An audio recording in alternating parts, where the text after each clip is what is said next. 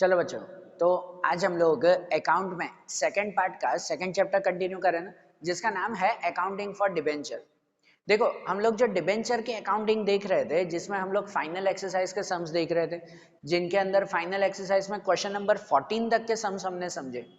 Final exercise question 14 तक के sums हमने समझे थे, और आज उसके बाद क्वेश्चन नंबर 15 से हमें शुरू करना है।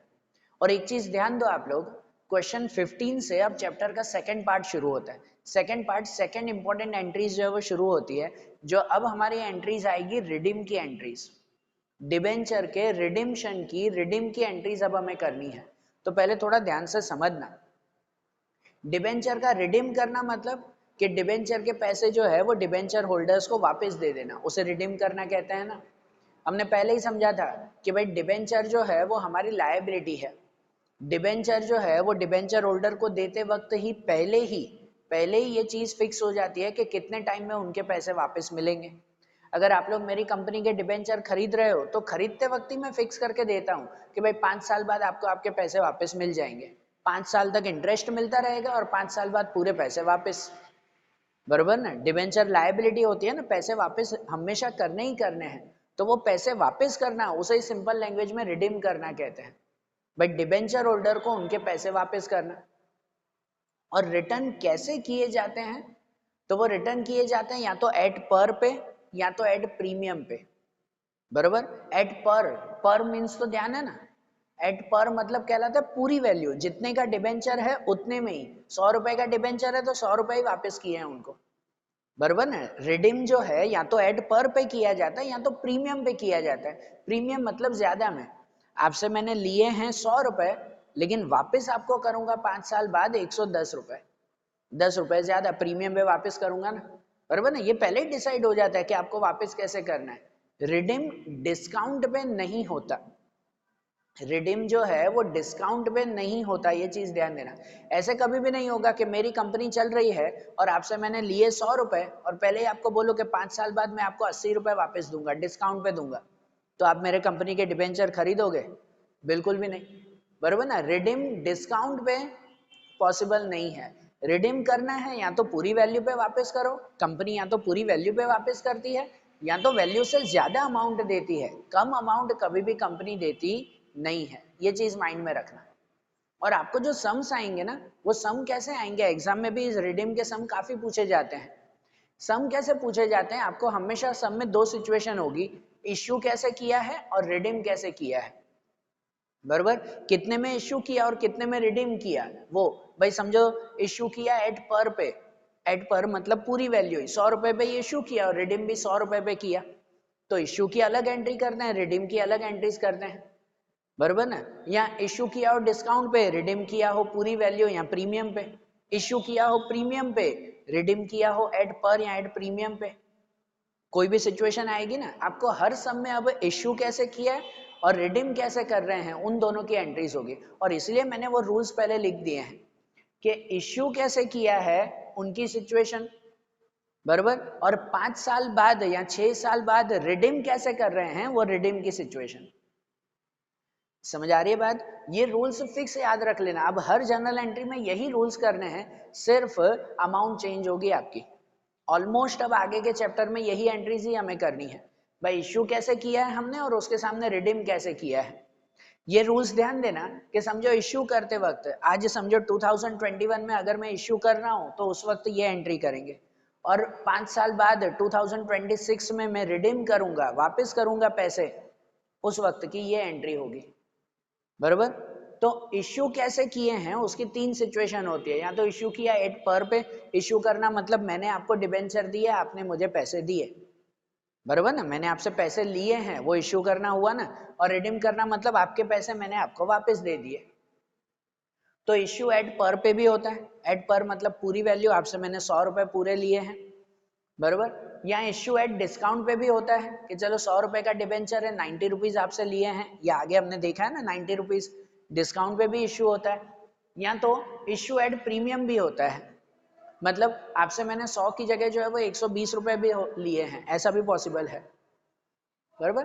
तो इश्यू कैसे किया है वो अलग अलग सिचुएशन है। जब क्वेश्चन में मेंशन हो, क्लियर दिया हुआ और दिया हुआ ही होगा, क्वेश्चन में हो कि इश्यू एट पर है तो ये 2 एंट्री करते हैं, इश्यू की ये 2 एंट्री के पहले बैंक अकाउंट डेबिट, ये पता है ये सब एंट्रीज वो एप्लीकेशन की एंट्री है जो मैंने आपको चैप्टर के स्टार्टिंग में लिखवाई थी।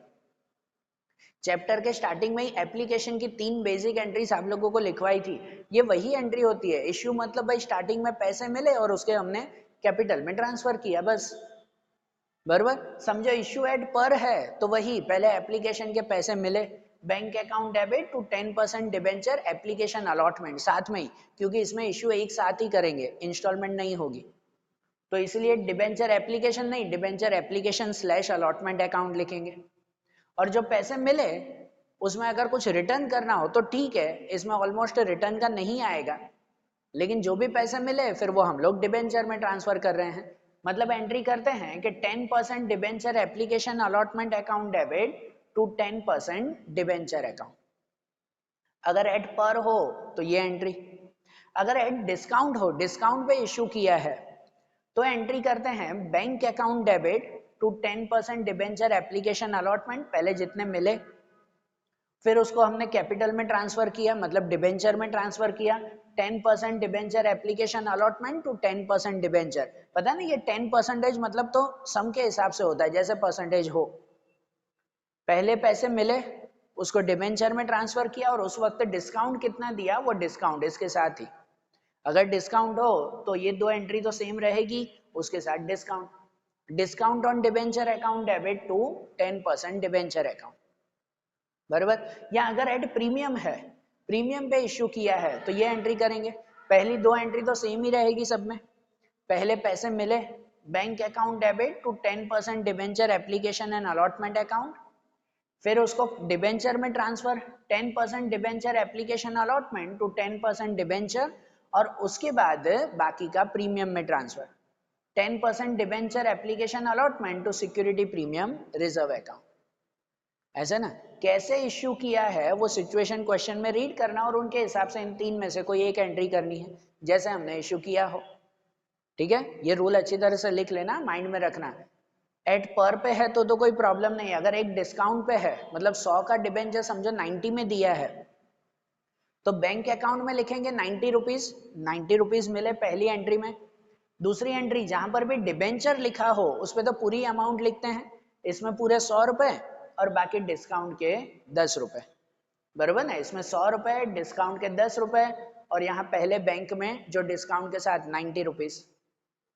प्रीमियम में भी ऐसा ही ना, समझो 100 का डिबेंचर 110 रुपए मैंने आपसे लिए हैं तो बैंक अकाउंट में पूरे 110 रुपए लिखूंगा एक डिबेंचर के, यहाँ डिबेंचर अकाउंट में पूरे 100 रुपए और बाकी सिक्योरिटी प्रीमियम में 10 रुपए, ऐसे एंट्री होगी ना। ध्यान रखना बेटा इश्यू कैसे करना है, और फिर उसके साथ रिडीम दिया हुआ हो, भाई रिडीम कैसे करना है, तो रिडीम की 2 सिचुएशन ही आती है, या तो रिडीम एट पर या रिडीम एट प्रीमियम। एट पर मतलब पूरी वैल्यू पे ही वापस किया, लिया कितने में भी हो, आपसे कितने भी लिए हो, भले 100 लिए 90 लिए या 110 लिए, वापस आपको 100 रुपए ही करूंगा, रिडीम एट पर, बराबर ना। हाँ ऐसी बहुत रेयर सिचुएशन होती है कि आपसे मैंने 110 लिए और 100 रुपए ही वापस करूं, बराबर। ऐसी सिचुएशन कम होती है कि भाई इश्यू किया प्रीमियम पे, मतलब आपसे लिए हो मैंने प्रीमियम पे 110 रुपए और वापस कर रहा हूं एट पर पे, ठीक है। ऐसे कम, लेकिन शायद हो सकती है। तो एट पर पे अगर रिडीम करना हो, पूरी वैल्यू ही वापस देनी है, तो पहली एंट्री करते हैं 10% डिबेंचर टू डिबेंचर होल्डर। पहली एंट्री में काउंट करने हैं भाई डिबेंचर होल्डर को देने कितने हैं, वो पूरे काउंट हो जाएंगे। दूसरी एंट्री में डिबेंचर होल्डर को पैसे दे देंगे कि debenture holder account debit to bank account, ठीक है। रिडीम की ये 2 एंट्रीज याद रखना एट पर पे हो तो, ऑलमोस्ट सम्स में अब यही एंट्रीज आएगी। या अगर एट प्रीमियम पे हो, प्रीमियम पे वापस कर रहे हैं तो पहली एंट्री में काउंट ही होता है देना कितना है, 10% debenture account debit, premium on Redemption of debenture account debit. ये ध्यान देना प्रीमियम पे देना है तो ये ऐड होगा डेबिट में, नाम पूरा मैंने शॉर्ट में लिखा है सुनना, premium on Redemption of debenture account debit में टू डिबेंचर होल्डर। भाई 100 रुपए का डिबेंचर है, 10 रुपए प्रीमियम दे रहे हैं तो डिबेंचर होल्डर को पूरे 110 रुपए देने हैं, और दूसरी एंट्री में डिबेंचर होल्डर को पे कर दिया हमने। समझ आ रहा है? रिडीम कैसे करना है, एट पर या एट प्रीमियम, वो नोट खास रखना आप लोग, बरोबर ना। और एक दूसरी स्पेशल नोट, स्पेशल नोट कि जब क्वेश्चन में ऑलरेडी मेंशन हो, और होता ही है मेंशन कि हमें रिडीम प्रीमियम पे करना है, प्रीमियम पे रिडीम करना मतलब कि आपसे मैंने कितने भी लिए हो, वापस आपको ज्यादा पैसे ही करने हैं भाई। आपसे मैंने लिए 100 रुपए हैं और वापस मुझे आपको 110 या 120 रुपए प्रीमियम पे वापस करने हैं, तो जो मुझे एक्स्ट्रा अमाउंट देनी है वो कंपनी का लॉस हुआ ना।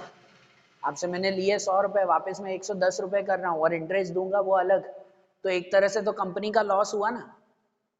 और ऐसा जो लॉस होता है ना, वो कंपनी ऑलरेडी जब इश्यू होता है उसी वक्त वो लॉस काउंट कर लेती है कि हमें 5 साल बाद कितना लॉस होने वाला है। मैंने आपसे लिए 100 रुपए, वापस देने हैं 110, वो वापस कब देने हैं, 5 साल बाद देने हैं। रिडिम्शन का जब टाइमिंग आएगा तो वो 5 साल बाद वापस देने हैं ना, लेकिन उस वक्त कितने रुपए एक्स्ट्रा देने हैं, 10 रुपए एक्स्ट्रा देने हैं, तो वो लॉस कंपनी 5 साल पहले इश्यू के वक्त ही काउंट कर लेती है। तो एक स्पेशल नोट कहीं पर भी बुक में लिख लेना, बहुत स्टूडेंट ये एंट्री भूल जाते हैं कि जब क्वेश्चन में मेंशन हो, वो स्पेशल नोट यहां लिख रहा हूं कि इफ रिडीम एट प्रीमियम, कि जब रिडीम एट प्रीमियम दिया हुआ हो, then entry at the time of issue. जब क्वेश्चन में पहले ही मेंशन हो कि हमें प्रीमियम पे रिडीम करना है, तो इश्यू के वक्त ही एक एक्स्ट्रा एंट्री करते हैं। इश्यू कैसे भी हो, एट पर है तो ये 2 एंट्री के साथ एक एक्स्ट्रा एंट्री होगी। अगर क्वेश्चन में रेडीमेड प्रीमियम दिया हुआ है तो, रेडीमेड पर है तो ये एक्स्ट्रा एंट्री नहीं करनी है। लेकिन रेडीमेड प्रीमियम है तो इश्यू के वक्त में एट पर 2 एंट्री के साथ एक एक्स्ट्रा एंट्री, एट डिस्काउंट ये 3 एंट्री के साथ एक एक्स्ट्रा एंट्री, या तो एट प्रीमियम तो इनके साथ एक एक्स्ट्रा एंट्री। समझ आ रहा है? ये स्पेशल नोट कि अगर रेडीमेड प्रीमियम है तो ये एक्स्ट्रा एंट्री करनी ही करनी है।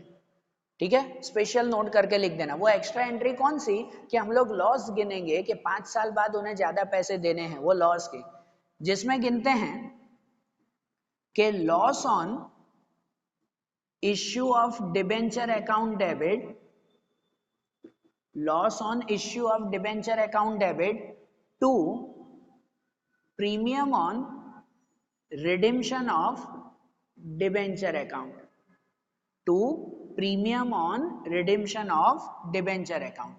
ये स्पेशल एंट्री, इसे नोट कर लेना कि इसमें प्रीमियम की एंट्री के 5 साल बाद कितने रुपए वापस देने हैं। आपसे 100 लिए हैं, 110 वापस देने हैं, तो जो 10 रुपए एक्स्ट्रा हैं उसकी एंट्री यहाँ की जाती है, बराबर ना। 10 रुपए जो एक्स्ट्रा हैं उनकी एंट्री, बाकी तो हमें 100 रुपए पूरे मिले ही है ना। कितना एक्स्ट्रा लॉस हो रहा है वो यहाँ करते हैं, और वो भी ये एंट्री सिर्फ तब होती है जब क्वेश्चन में मेंशन हो कि रिडीम एट प्रीमियम है। If redeem at premium then entry at the time of issue, issue के वक्त ही एंट्री करना है। इसमें डेट भी होगी, हाँ 2021 में अगर इश्यू किया और 2026 में रिडीम कर रहे हैं तो ये वाली एंट्री 2021 में ही होगी, 26 में मत करना फिर, ठीक है ना, डेट चेक की जाएगी। तो ऐसे नोट कर लो, सभी रूल्स नोट कर लो। तो फाइनल एक्सरसाइज का क्वेश्चन नंबर 15 देखें। ये इसलिए डिटेल में समझा रहा हूं क्योंकि आगे के 10 जितने क्वेश्चन सब इसी मेथड से आएंगे, और बस ये एंट्री याद रह गई तो समझो आपको इजीली हो गया, क्योंकि खाली अमाउंट चेंज होगी, अब एंट्री में कुछ बदलने वाला नहीं है। तो इन एंट्रीज को याद कर लेना अच्छी तरह से, भाई इश्यू कैसे किया है, रिडीम कैसे करना है, बरोबर, ये चीज समझ लेना। तो इसे लिख लो, इन रूल्स को अच्छी तरह से बुक में मेंशन कर लो, जो आगे आपने पेजेस रखे हैं खाली उसमें या कहीं पर भी। तो अब फाइनल एक्सरसाइज का क्वेश्चन नंबर 15 देखें, वो ऐसे रिडीम हमें करना है। अब देखो, जैसे क्वेश्चन नंबर 15 दिया हुआ है इसमें कि यहाँ पर हमें जर्नल एंट्रीज लिखनी है, वो 3 सिचुएशन 3 क्वेश्चंस दिए हुए हैं, एक एक करके तीनों को हमें सॉल्व करना है ना। जैसे पहला क्वेश्चन अगर देखें, उसमें दिया हुआ है कि issue 8500 9.5% debenture at 100 each at par, redeemable also at par. यहाँ पे दिया हुआ है कि इश्यू भी एट पर 100 रुपए पे ही इश्यू किया है, एंड रिडीमेबल ऑल्सो एट पर, रिडीम भी जो है वो एट पर पे करते हैं। तो जब दिया हुआ इश्यू एट पर तो वो रूल याद आना चाहिए कि इश्यू एट पर उसमें वो 2 एंट्रीज करनी है। रिडीम एट पर, तो वो रूल याद आना चाहिए कि रिडीम एट पर उसकी 2 एंट्रीज करनी है, मतलब इसमें टोटल 4 एंट्रीज होगी। सही बात है ना? ऐसे माइंड में क्लियर हो जाना चाहिए पहले ही कि इश्यू भी एट पर पे, रिडीम भी एट पर पे। तो पहले अगर हम लोग एंट्री करें, ठीक है, इसमें ये पहला क्वेश्चन है तो डेट वगैरह तो दी नहीं हुई, तो इजी है, इश्यू की 2 एंट्री करेंगे और उसके बाद रिडीम की 2 एंट्री करेंगे। तो इश्यू एट पर उसकी 2 एंट्री में पहली एंट्री कौन सी, आपको जो रूल्स लिखवा है भले वो रूल्स साथ में लेकर बैठो। पहले भाई पैसे मिलते हैं हमें, बैंक अकाउंट डेबिट टू, यहाँ 9.5% है, 9.5% ना, 9.5% debenture application and allotment account, जिसमें कितने पैसे मिलेंगे, एट पर है, डिस्काउंट या प्रीमियम तो नहीं है ना, एट पर मतलब पूरे ही पैसे मिलेंगे। 8500 डिबेंचर के 100 रुपीज मिलेंगे हमें। कितने मिलेंगे? 8500 डिबेंचर के 100 रुपीज। वो यहाँ लिखा जाएगा ना, कितनी अमाउंट आएगी, तो 8,50,000 की अमाउंट, 8,50,000 की अमाउंट ना, मैं यहाँ लिख नहीं रहा हूँ अभी, इनका मल्टीप्लाई करके डेबिट और क्रेडिट में लिखना है, यहाँ स्पेस नहीं होगी इसलिए वो नहीं लिख रहा हूँ, एंट्री समझना बराबर, और इनका मल्टीप्लाई करके ही डेबिट और क्रेडिट में लिखना है ना, वो आप लिखना उसमें ध्यान से। तो देखो पहली एंट्री, भाई पैसे मिले हमें 8500 के 100 रुपीज हमें मिले, bank account to 9.5% debenture application and allotment, फिर उसे डिबेंचर में ट्रांसफर करते हैं।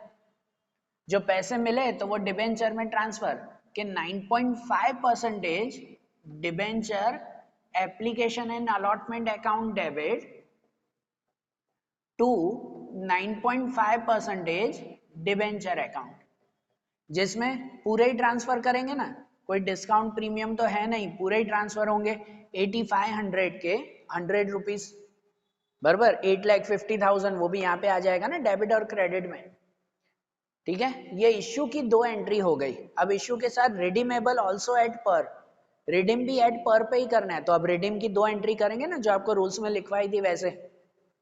समझ आ रहा है ना? इश्यू की एंट्री हो गई, अब उसके बाद रिडीम की एंट्री, एट पर पे रिडीम करना है ना, तो इश्यू के वक्त कोई एक्स्ट्रा एंट्री नहीं होगी। यहाँ अगर मेंशन होता कि रिडीमेबल एट प्रीमियम, तो इश्यू के साथ वो एक एक्स्ट्रा एंट्री करते जो आपको मैंने बताई थी कि भाई कितना प्रीमियम देना है, वो एक एक्स्ट्रा एंट्री लिखते हैं उसमें। लेकिन एट पर है तो वो एक्स्ट्रा एंट्री की जरूर नहीं है, बराबर, नोट करना है इस चीज को।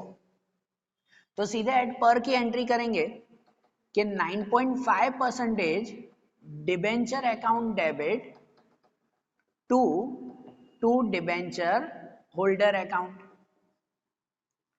9.5% debenture account debit to debenture holder. पहले काउंट करते हैं कि उसको देने कितने हैं, एट पर पूरे ही रुपए देने हैं, तो 8500 डिबेंचर के 100 रुपीज उसे देने हैं पूरे ही ना, पहले काउंट कर लेते हैं, यहाँ पे भी अमाउंट वही लिखना है आप लोग, और फिर उसे पैसे दे देंगे, उसे पैसे दे देंगे मतलब कि भाई debenture holder account debit, debenture holder account debit to bank account, के उन्हें पैसे दे दिए, कितने दिए, पूरे ही दिए, 8500 के 100 रुपीज हमने दिए बराबर। ये रिडीम की 2 एंट्री हो गई ना। फिर से बोल रहा हूँ बेटा, मैंने अमाउंट नहीं लिखी है, इनका मल्टीप्लाई करके डेबिट क्रेडिट में वही अमाउंट लिखना आप लोग।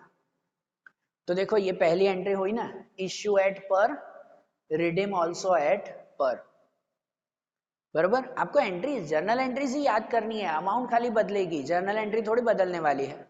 अब जैसे दूसरा क्वेश्चन है इसी में कि issue 9500 9.5% debenture of 100 each at discount of 10% redeemable eight पर। अब देखो इसमें दिया हुआ है कि issue at discount, discount of 10%, तो इश्यू डिस्काउंट पे किया है, रिडीमेबल एट पर, और रिडीम पूरे पैसों पे ही कर रहे हैं, तो इश्यू डिस्काउंट पे किया है तो वो इश्यू वाली एंट्री याद आनी चाहिए ना, कि इश्यू एट डिस्काउंट, तो वो 3 एंट्रीज आती हैं, वो माइंड में आनी चाहिए। तो ये दूसरा क्वेश्चन कि अगर इश्यू डिस्काउंट पे किया है तो पहली एंट्री, पहले तो वही पैसे मिले हमें कि bank account debit to 9.5% debenture application and allotment account, जिसके अंदर कितने मिले, तो 9500 डिबेंचर हैं, उसके 90 रुपीज मिलेंगे, यहाँ बैंक में तो डिस्काउंट के साथ लिखते हैं ना कि हमें 100 रुपए पूरे थोड़ी मिले, डिस्काउंट पे इश्यू किया है, तो बैंक अकाउंट में हमें 90 रुपीज मिलेंगे, ये चीज ध्यान देना। बराबर, इन दोनों का मल्टीप्लाई करके यहाँ लिखना है डेबिट में, डेबिट क्रेडिट में वो लिखा जाएगा ना इनका मल्टीप्लाई, ये चीज नोट करना। भाई 10% डिस्काउंट मतलब 10 रुपए का डिस्काउंट हुआ तो 100 की जगह 90 रुपए हमें मिलेंगे, 9500 के 90 रुपीज। फिर दूसरी एंट्री करते हैं कि इनको जो है वो हम लोग कैपिटल में या डिबेंचर में ट्रांसफर करें, कि 9.5% debenture application and allotment account debit to 9.5% debenture account, 9.5% debenture application allotment to 9.5% debenture. जब डिबेंचर में ट्रांसफर करते हैं तब तो पूरी अमाउंट ही लिखते हैं, 9500 के 100 रुपीज, पूरे 100 रुपए वहां लिखते हैं। और उसके साथ एंट्री आती है डिस्काउंट की, कि discount on debenture account debit to 9.5% debenture account, discount on debenture to 9.5% debenture, जिसमें 9500 पे 10 रुपीज का हमने डिस्काउंट दिया, 9500 डिबेंचर पे 10 रुपए का डिस्काउंट, ऐसा ना। ये इश्यू की एंट्री हो गई, इश्यू एट डिस्काउंट, तो उसकी ये एंट्री कर दी ना हमने, बराबर ना। पहले बैंक अकाउंट, उसमें 90 रुपीज मिले, जब ट्रांसफर कर रहे थे तो डिबेंचर अकाउंट में पूरे 100 रुपए और डिस्काउंट में 10 रुपीज, ठीक है। इश्यू एट डिस्काउंट, जो रूल्स बताए थे उनके हिसाब से। अब रिडीम कैसे, तो रिडीम एट पर, रिडीम एट पर, तो अब रिडीम की एंट्री करेंगे ना, एट पर मतलब पूरे 100 रुपए पे ही रिडीम करना है। तो पहले काउंट कर लेते हैं कितने रिडीम करने हैं। 9.5% debenture account debit to debenture holder account, पहले काउंट कर रहे हैं कि 9500 के 100 रुपीज ही हमें देने हैं, बराबर। 9500 के 100 एट पर ही है, अगर एट प्रीमियम होता ना तो इश्यू के वक्त एक वो एक्स्ट्रा एंट्री करते, फिर ये प्रीमियम की एंट्री करते हैं हम लोग, लेकिन एट पर है तो वो एक्स्ट्रा एंट्री की इसमें जरूर नहीं है। तो पहले काउंट कर लिया 9500 के 100 रुपीज देने हैं, और दूसरी एंट्री उसको पैसे दे देंगे हम लोग, कि debenture holder account debit, debenture holder account debit to bank account. भाई उनको पैसे दे दिए, कितने, 9500 के 100 रुपीज हमने दे दिए, बराबर। समझ आ गया, ये भी सिचुएशन हो गई। Issue at discount, redeem at par, बराबर ना। इनके अमाउंट के आंसर लिखना डेबिट क्रेडिट सब में। और ऐसा ही अब तीसरी सिचुएशन है कि issue 8000 10% debenture of 200 each at a premium of 10% and redeemable eight पर। अब यहां पर इश्यू किया है प्रीमियम पे और रिडीम किया है एट पर पे। इश्यू किया प्रीमियम पे, 200 के 10% का प्रीमियम मतलब 20 रुपए का प्रीमियम होगा ना उसके ऊपर, 220 में, मतलब आपसे लिए 220 रुपए और रिडीम वापस कर रहे हैं आपको 200 रुपए ही, बराबर। ऐसा कम सिचुएशन में होता है कि भाई अगर आपको आपसे 220 लेकर आपको 200 ही वापस करने वाले हैं 4 साल 5 साल बाद, तो उतने साल में इंटरेस्ट आप लोगों को ज्यादा मिल जाता है कि जिससे वो चीज कवर हो जाए। आपसे लिए 220, वापस कर रहे हैं आपको 200 रुपए, तो जो 5 साल का गैप होगा ना उसमें आपको इतना इंटरेस्ट दिया जाएगा कि जिससे वो अमाउंट कवर अप हो जाए, आपको नुकसान नहीं होता। डिबेंचर में कभी नुकसान नहीं होता डिबेंचर होल्डर को, ठीक है। तो चलो इसमें सिचुएशन के हिसाब से इश्यू एट प्रीमियम है एंड रिडीम एट पर है। तो इश्यू एट प्रीमियम, तो उसकी एंट्री करें ना हम लोग।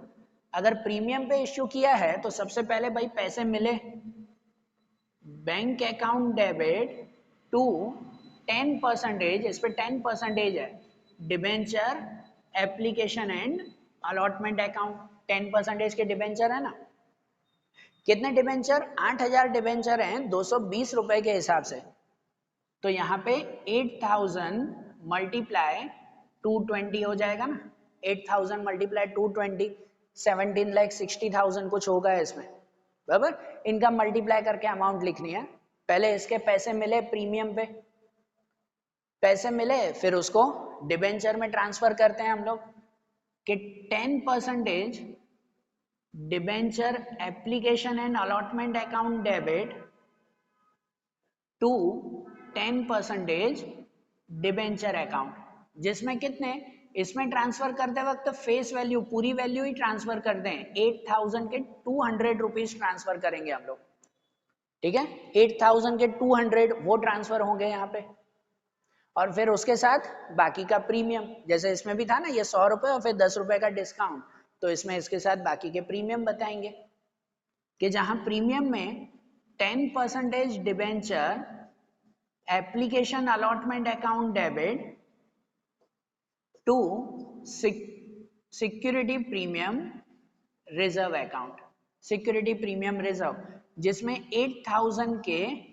20 रुपीज प्रीमियम में जाएंगे, 220 रुपए मिले, 200 रुपए हमारे डिबेंचर के, 20 रुपए प्रीमियम के, समझ आ रही है बात। ये इश्यू एट प्रीमियम ये हो गया। अब रिडीम कैसे करना है, एट पर पे, अगर रिडीम एट प्रीमियम होता ना तो यहाँ एक्स्ट्रा एंट्री करते, ठीक है ना, वो चीज भूलना ही मत है, क्योंकि ऑलमोस्ट स्टूडेंट वो भूल जाते हैं एक्स्ट्रा एंट्री का। अगर रिडीम एट प्रीमियम है तो एक्स्ट्रा एंट्री है, यहाँ रिडीम एट पर तो एक्स्ट्रा एंट्री की जरूरत नहीं है।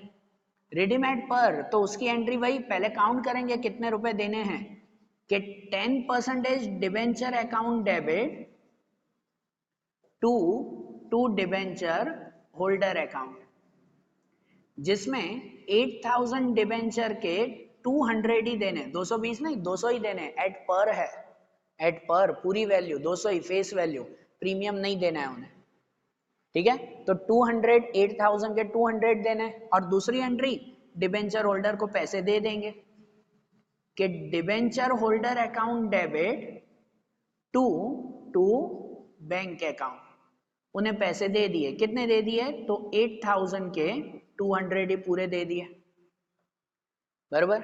ये भी एंट्री हो गई ना कि issue at premium redeem at par, हो रहा है क्लियर, समझ में आ रही है एंट्री कैसे करनी है, जो रूल्स बताएं उसे अच्छी तरह से याद करना कि इश्यू कैसे किया है और रिडीम कैसे करना है हमें, बराबर ना।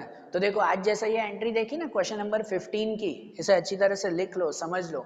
अब आगे की भी एंट्री सेम ही है, 16 17 18 19 ऑलमोस्ट जो है वो सेम क्वेश्चंस हैं हमारे, लेकिन अब वो क्वेश्चंस की एंट्रीज वो अब हम लोग नेक्स्ट वीडियोस में देखेंगे। आपको ट्राई करना तो आप भले उन्हें ट्राई कर सकते हो, बाकी की एंट्रीज अब हम लोग नेक्स्ट वीडियोस में देखेंगे। Okay, thank you.